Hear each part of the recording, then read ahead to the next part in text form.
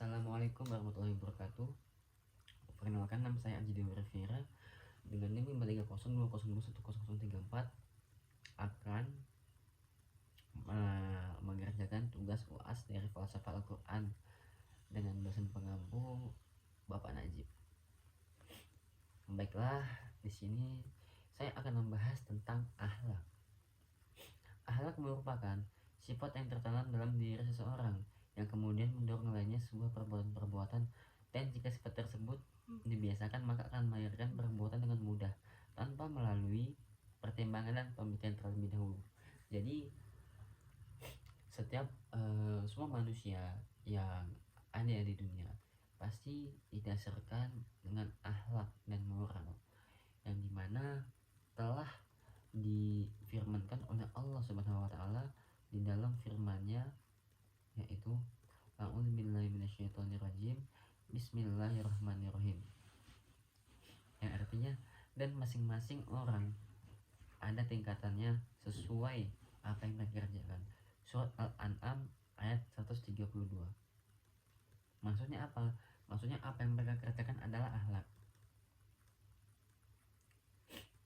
Imam Al-Ghazali juga menyatakan bahwasanya ilmu tidak bisa diperoleh kecuali dengan tawadu atau sifat rendah diri. Dalam hal ini dapat diketahui bahwa kedudukan akhlak lebih tinggi daripada ilmu.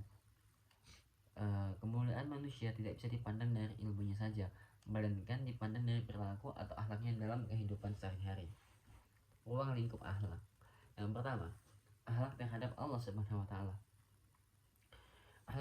Akhlak kepada Allah Subhanahu wa taala yaitu berucap dan bertingkah laku yang terpuji terhadap Allah Subhanahu wa taala, baik melalui ibadah seperti sholat, puasa dan sebagainya, maupun melalui perilaku yang tertentu mencerminkan hubungan dengan Allah Subhanahu wa taala. Dalam hal ini, akhlak yang paling utama kepada Allah Subhanahu wa taala yaitu meyakini bahwa tiada Tuhan selain Allah, dan hanya Allah lah yang Maha Kuasa dan Maha Esa. Terus yang kedua, akhlak terhadap Rasulullah SAW. Rasulullah merupakan manusia yang paling mulia akhlaknya, seperti dalil yang menyebutkan bahwa maka Muhammadun Rasulullah, seperti itulah.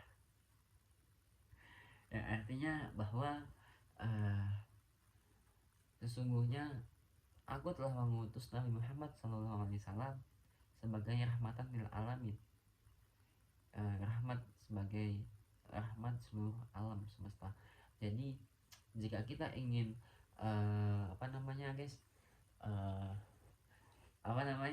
jadi jika kita ingin akhlak kita bagus, akhlak kita mulia, maka kita contoh akhlaknya Rasulullah dengan cara apa? Yakni dengan cara mengikuti Al-Quran dan sunnah-sunnahnya. Karena hadis-hadis Nabi itu adalah sesuatu apa yang Nabi kerjakan, apa yang Nabi ucapkan. Itulah hadis Nabi. Terus yang ketiga, akhlak kepada manusia. Seorang muslim tidak cukup sekedar membangun hubungan baik dengan Allah Subhanahu wa taala seperti halnya hablum minallah, tetapi juga dengan hablum minannas, yaitu hubungan kepada manusia. Seperti dalil yang disebutkan surat Al-Hujurat ayat 10 yang artinya A'udzubillahi minasyaitonirrajim, Bismillahirrahmanirrahim, Innamal mu'minuna ikhwatan faslihu baina akhwaikum wattaqullaha la'allakum turhamun. Artinya sesungguhnya orang-orang mukmin itu bersaudara, karena itu damaikanlah antara kedua saudaramu yang berselisih dan bertawakal kepada Allah agar kamu mendapatkan rahmat. Akhlak terhadap manusia dikatakan juga sebagai akhlak sosial. Akhlak kepada sama manusia mempunyai arti sikap atau perilaku baik terhadap manusia. Dalam hal ini suatu perilaku yang baik dengan perhubungan yang bagus kepada sama manusia kehidupan sehari-hari. 4. Akhlak terhadap keluarga atau orang tua, yaitu seperti dalil yang firmankan oleh Allah di dalam surah Al-Isra ayat 23, yang artinya dan Tuhanmu telah memerintahkan supaya kamu jangan menyembah selain Dia, Allah, dan hendaklah kamu berbuat baik di antara keduanya atau kedua-keduanya berumur lanjut dalam pemeliharaanmu. Maka sekali-kali janganlah kamu mengatakan pada keduanya perkataan dan kamu membentak mereka dan ucapkanlah kepada mereka perkataan yang baik. Nah, akhlak terhadap guru. Akhlak mulia terhadap guru adalah yakni selalu tawadu, uh, selalu menghormati gurunya dalam situasi apapun dan mentaati segala perintahnya dan tidak pernah membangkang di belakangnya. Karena guru merupakanlah seorang yang berjasa dalam memberikan ilmu kepada kita. Contohnya, jika mungkin di dunia ini tidak ada guru ya, maka akan muncul generasi-generasi yang bodoh dan tolol. Jadi maka dari itu marilah kita menghormati guru kita tawadu, dan kita jangan lupa mendoakan guru kita supaya mendapatkan rezeki yang berlimpah dan sehat walafiat. Lalu akhlak terhadap masyarakat. Akhlak terhadap masyarakat itu yaitu seperti kita melakukan gotong royong atau mengunjungi tetangga kita yang sedang sakit atau membantu sesama dan hadir dalam pertemuan RT dan RW jika dibutuhkan.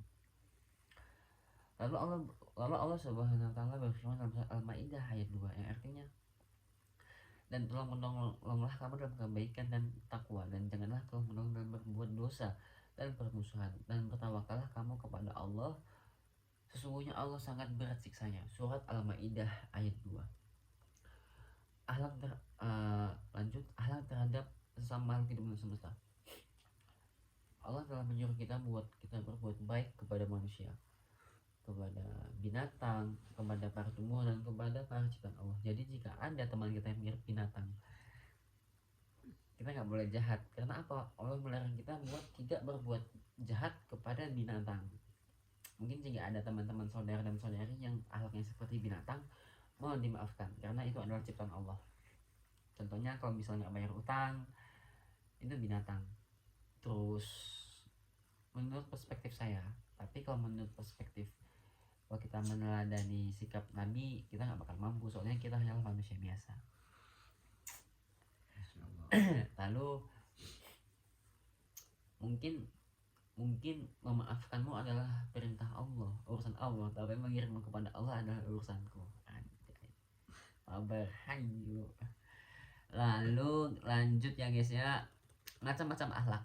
Akhlak itu terbagi menjadi dua, yaitu akhlak terpuji, akhlak mahmudah, dan akhlakul mazmumah. Akhlakul mahmudah itu adalah akhlak yang terpuji, seperti kita melakukan perbuatan yang terpuji, seperti kita membaca Al-Quran, berbuat baik kepada sesama, tidak main slot, lalu tidak ugal-ugalan di jalan, tidak maling, dan tidak mengatakan orang dari belakang. Itu termasuk perbuatan mahmudah, yang mana halnya akhlakul mahmudah itu sangat sulit bagi orang-orang yang awam, bagi orang yang ingin istiqomah, kecuali bagi orang-orang yang sufi. Orang sufi atau orang yang zuhud itu sudah pasti akhlaknya mahmudah, soalnya pasti dia itu kayak apa ya guys, kayak ini apa namanya cuy, seperti itu dia, pokoknya dia baik banget gitu sama semua manusia gitu ya guys. Lalu contoh dari akhlakul mazmumah itu dia tidak bermain slot, sudah pasti dia tidak ugal-ugalan, dia tidak berbicara kotor, dia tidak sering telat ke kampus, dia menghormati gurunya, dia baik kepada sesama, dia saling memaafkan. Itulah contohnya akhlakul mazmumah. Lalu saya ringkas lagi rangkumannya, adapun akhlak-akhlak terpuji, yaitu yang pertama taubat kita kepada Allah. Dengan cara apa? Yaitu dengan cara kita menyesali semua perbuatan dosa yang telah kita lakukan di masa lampau, dengan tujuan untuk mendapatkan ampunan dan rahmat Allah akan ampunan dosa-dosa kita di masa lampau. Lalu religius. Apa sih religius itu?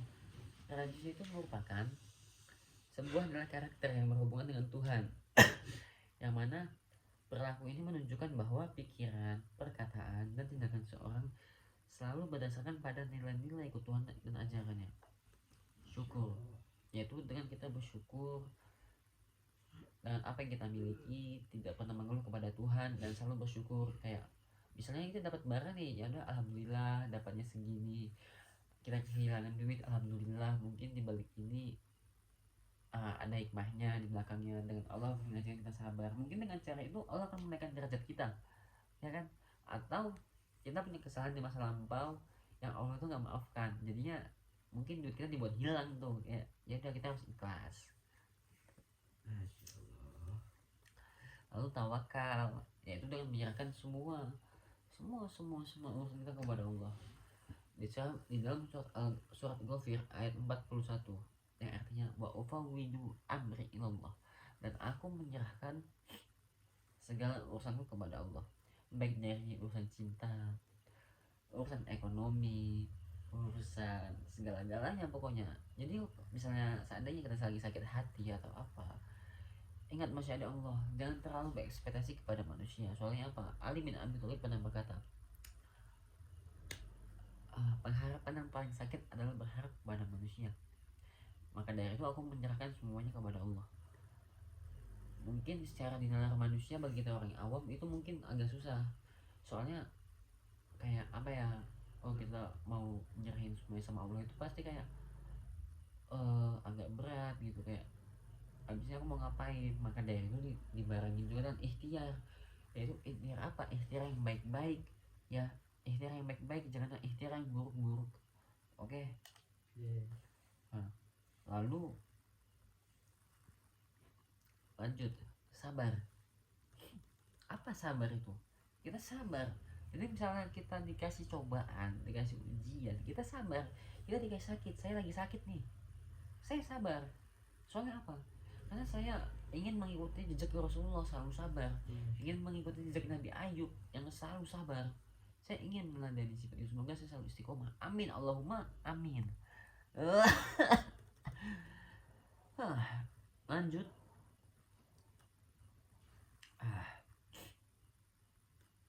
Akhlakul mazmumah, akhlak tercela. Macam-macam akhlak mazmumah pastinya saudara-saudara seiman sudah pada tahu lah ya. Seperti satu kayak sombong, terus ria, terus dengki, lalu bohong atau menipu, syirik, ujub, ghibah. Saya jelaskan satu-satu ya. Yang pertama, sifat mazmumah yaitu sombong. Buat apa manusia sombong? Sebenarnya manusia itu tercipta dari tanah, tapi kenapa dia bersifat langit gitu sih? Kayak apalah gitu. Kayak buat apa sih kayak gitu? Emang lu keren? Kagak sebenarnya sih. Terus ria, berbuat kebaikan atau beribadah dengan niat untuk menunjukkan kebaikan itu kepada orang lain, itu nggak boleh, itu dosa. Sesungguhnya Allah itu maha mengetahui apa isi hati kita, jadi kita jauhkan sifat ria. Jadi kalau seandainya kita ingin berbuat baik, kita tuh harus fokus, pokoknya ini semua karena Allah, lillahi ta'ala. Terus yang ketiga, dengki. Dengki itu adalah iri atau tidak suka atau tidak senang melihat pencapaian orang lain. Kayak misalnya teman kita dapat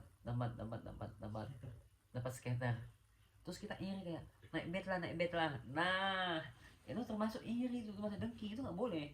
Itu harus dijauhkan ya teman-teman.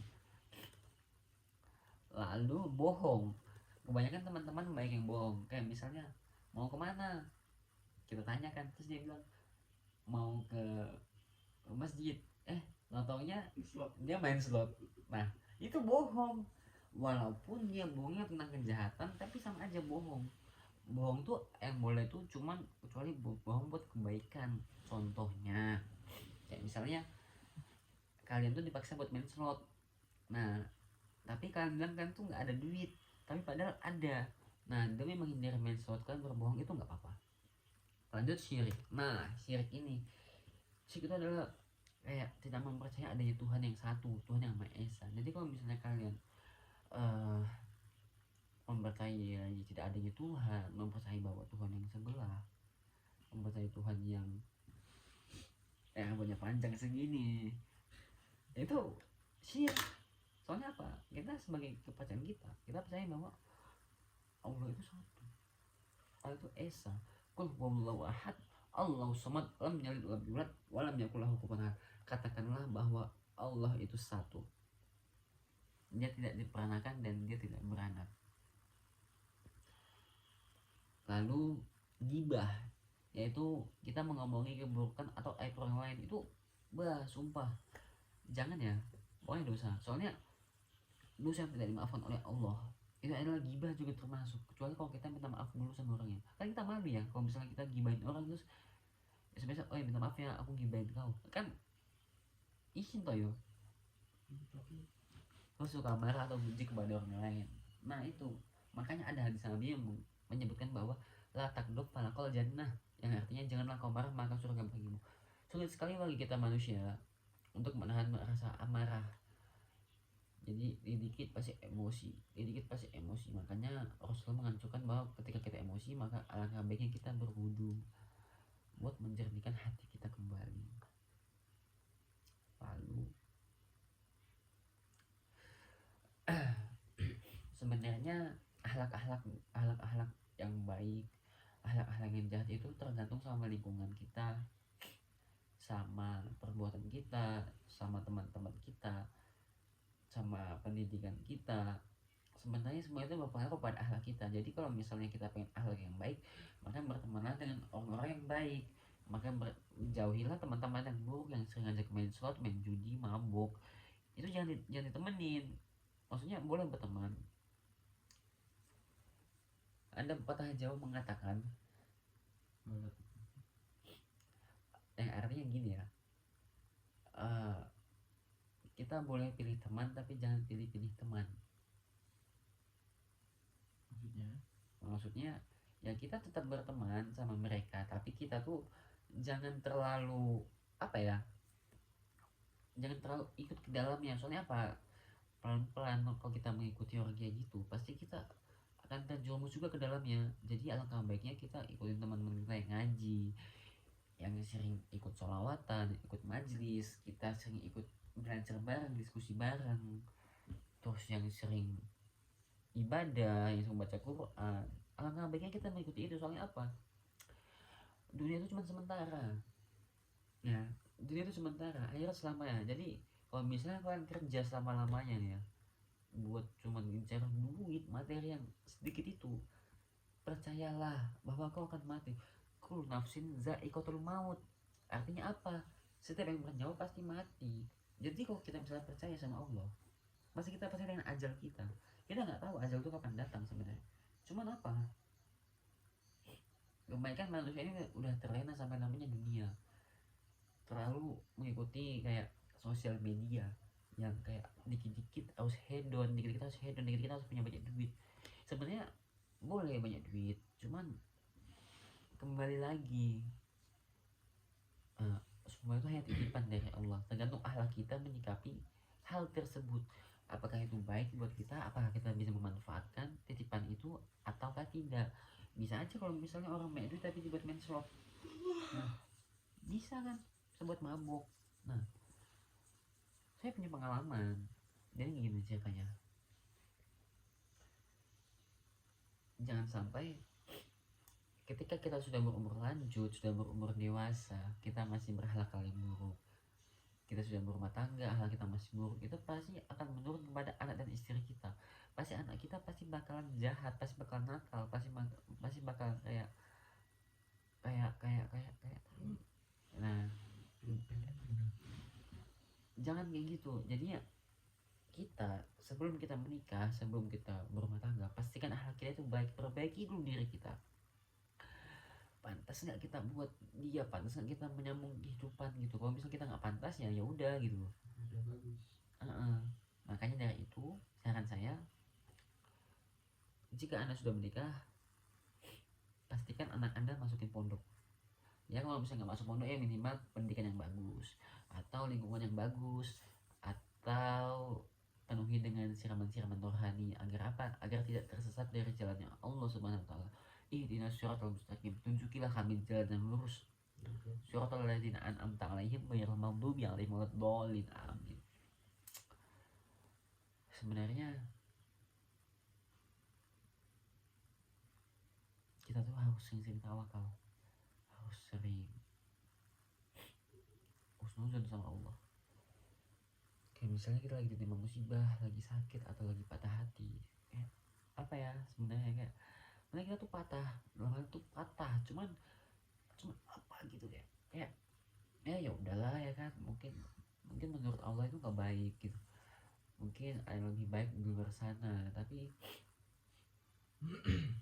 ya